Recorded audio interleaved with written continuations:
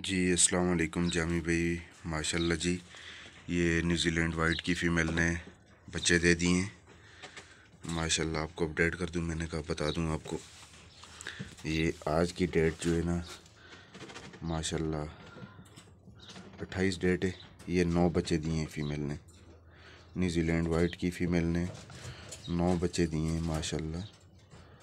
ये देख सकते हैं, ऊपर नीचे हुए हैं, 9 बच्चे हैं माशाल्लाह मैंने गिने। तो ये मैंने कहा आपकी दी हुई एग्रीमेंट की ब्रीड माशाल्लाह ये मेरे पास तीसरी मरतबा ब्रीड कर रही है न्यूजीलैंड वाइट।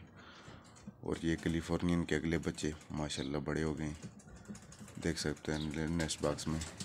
ये भी माशाल्लाह नेस्टिंग कर रही है कैलिफोर्नियन बिग फीमेल, और दूसरी वाले के भी बच्चे मौजूद हैं माशाल्लाह। ये देख सकते हैं नेस्ट बॉक्स के अंदर बच्चे, 9 बच्चे इसके हैं माशाल्लाह, 10 उसके हैं और 9 बच्चे इसके न्यूजीलैंड वाइट के। ये आज दिए हैं माशाल्लाह। यही आपको बताना था जी। जज़ाकल्लाह, अस्सलाम वालेकुम।